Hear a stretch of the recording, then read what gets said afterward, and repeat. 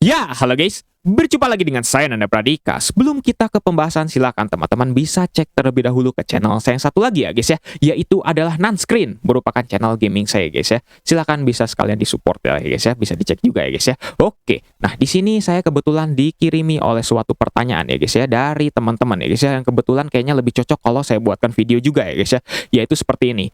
Bang, kalau RAM-nya kita upgrade, apakah VRAM-nya juga akan bertambah atau sama seperti sebelumnya? Nah, mohon dijawab ya. Nah, di sini saya akan jawab langsung menggunakan video. Mungkin teman-teman kalau misalnya sudah nonton video saya ya, mengenai menambah VRAM di Intel HD menggunakan Registry Editor, apakah bisa atau enggak?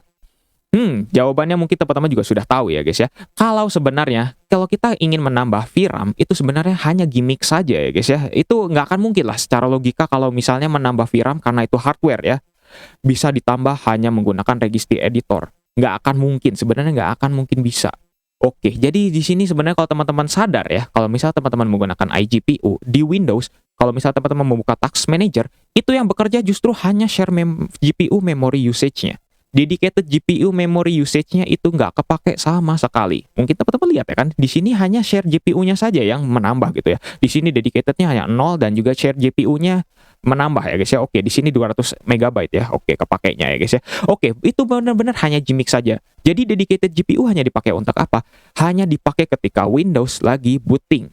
Satu itu. Terus kedua atau enggak kalau misalnya teman-teman menjalankan MS-DOS atau menjalankan setup Windows lagi, misalnya teman-teman lagi install Windows, nah baru dedicated GPU-nya kepake di situ.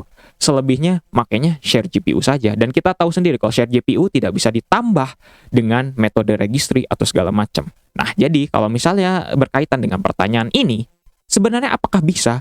Oke, jawabannya secara simpelnya nggak bisa, tapi kalau secara mekanisme itu bisa. Jadi, mekanismenya tuh bagaimana? Seperti ini ya guys ya. Oke, di sini saya akan membuka Microsoft Word dan juga saya sudah membuat bisa dibilang mekanisme tabelnya seperti ini. Jadi, kalau misalnya teman-teman memiliki RAM sebesar 2 GB, maka iGPU teman-teman yang di-share-nya saja ya guys ya. Kalau di dedicated itu udah nggak bisa berubah ya guys ya, kecuali lewat settingan BIOS itu bisa ya guys ya. Oke, jadi kalau misalnya RAM teman-teman 2 GB, maka share memorinya 512 MB. Kalau misalnya RAM teman-teman 4 GB, maka share memorinya itu 1 GB.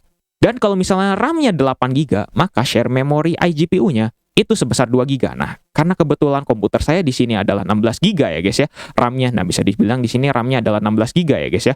Nah, maka iGPU saya di sini pun ya bisa dibilang sebesar 2 GB ya guys ya. Seperti itu. Kenapa? Kok tadi 8 GB 6 ini ya guys ya, 8 GB tuh 2 GB. Kenapa kok 16 nggak jadi 4 GB? Oke, karena di sini ya guys ya, keterbatasan dari iGPU. iGPU 8 GB ke atas, mau itu 16 GB, 32 GB, bahkan 64 GB, pasti share memorinya tetap 2 GB. Nggak akan nambah lagi ya. Karena itulah keterbatasan dari iGPU. Dan kita tahu sendiri kalau iGPU semakin besar ukurannya, maka akan kewalahan tersendiri ya guys ya bagi si prosesornya. Karena kita tahu sendiri lah ya guys ya, kalau ternyata prosesor ini juga menghandle selain dari iGPU juga dari RAM-nya. Karena kita tahu sendiri kalau iGPU ini bergantung sama prosesornya, maka iGPU tidak bisa optimal banget kalau dijalankan di CPU. Kita tahu sendiri juga ya guys ya, ini berapa kali saya ngomong ya guys ya, kalau iGPU tidak direkomendasikan digunakan untuk game. Karena iGPU hanya digunakan untuk menampilkan display saja. Entah itu teman-teman hanya untuk kerja, ngetik-ngetik, browsing, itu baru kepake. Jadi iGPU tidak bisa lebih dari 2 GB seperti itu. Jadi jawabannya secara mekanisme itu bisa.